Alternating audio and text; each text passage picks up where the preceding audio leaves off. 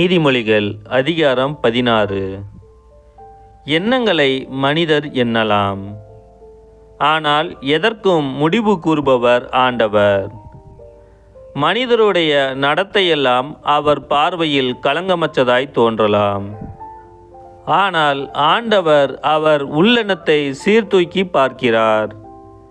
உன் செயல்களை ஆண்டவரிடம் ஒப்படை, அவற்றை வெற்றியுடன் நிறைவேற்றுவாய். ஆண்டவர் படைத்த ஒவ்வொன்றிற்கும் குறிக்கப்பட்ட ஒரு முடிவு உண்டு. பொல்லாத மனிதரை அழிவு நாளுக்கென்று குறித்து வைத்திருக்கிறார். இருமாப்புள்ளவர் யாராயிருந்தாலும் அவரை ஆண்டவர் அருவருக்கிறார். அவர் தண்டனைக்கு தப்பவே மாட்டார், இது உறுதி. அன்பும் வாய்மையும் தீவினையை போக்கும். ஆண்டவரிடம் கொள்ளும் அச்சம் ஒருவரை தீமை நின்று விலகச் செய்யும். ஒருவருடைய செயல்கள் ஆண்டவருக்கு உகந்தவையாயிருக்குமானால் அவர் அவருடைய எதிரிகளையும் அவருக்கு நண்பராக்குவார். தீய வழியில் சம்பாதிக்கும் பெரும் பொருளை விட நேர்மையோடு ஈட்டும் சிறு தொகையே மேல். மனிதர் தம் வழியை வகுத்தமைக்கின்றார், ஆனால் அதில் அவரை வழிநடத்துபவரோ ஆண்டவர். அரசன் வாய் நின்று பிறக்கும் வாக்கு பொய்க்காது. தீர்ப்பு வழங்கும்போது அவன் தவறு செய்ய மாட்டான். நிறைகோலும் துலாக்கோலும் ஆண்டவருக்கே உரியன.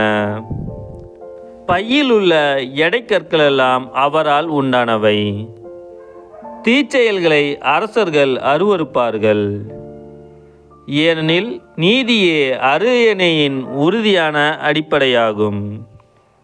நேர்மையான பேச்சை அரசர் வரவேற்பார்.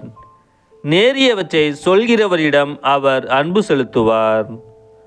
அரசரின் சீற்றம் மரண தூதன் போன்றது, ஆனால் ஞானமுள்ளவர் அதை தனித்து விடுவார்.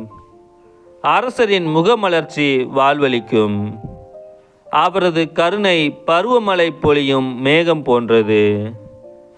பொன்னை விட யானத்தை பெறுவதே மேல், வெள்ளியை விட உணர்வை பெறுவதே மேல்.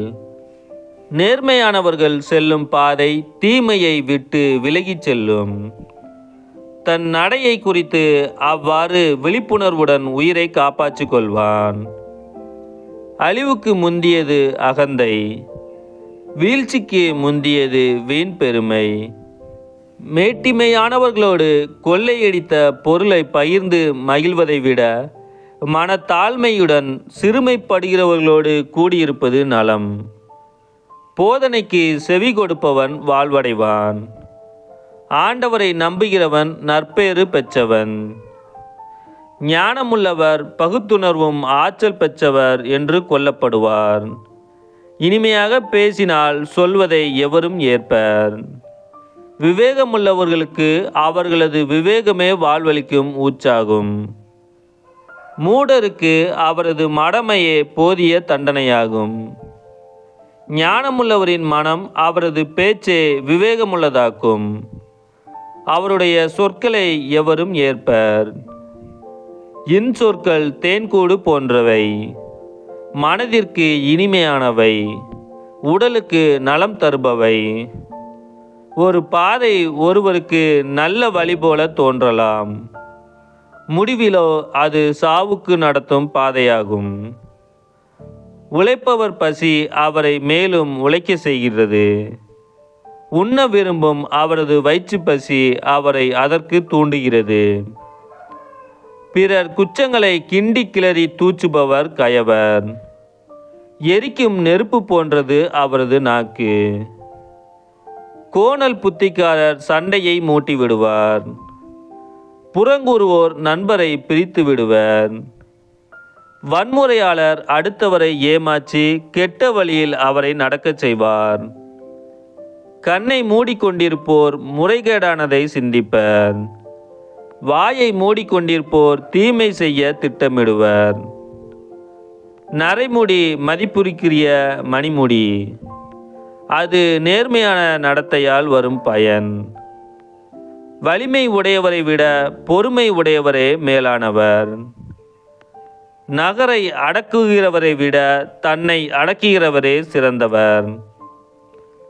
மடியில் உள்ள திருவுளச் சீட்டை ஒருவர் குலுக்கி போடலாம், ஆனால் திருவுள தீர்ப்பை வெளிப்படுத்துபவர் ஆண்டவர்.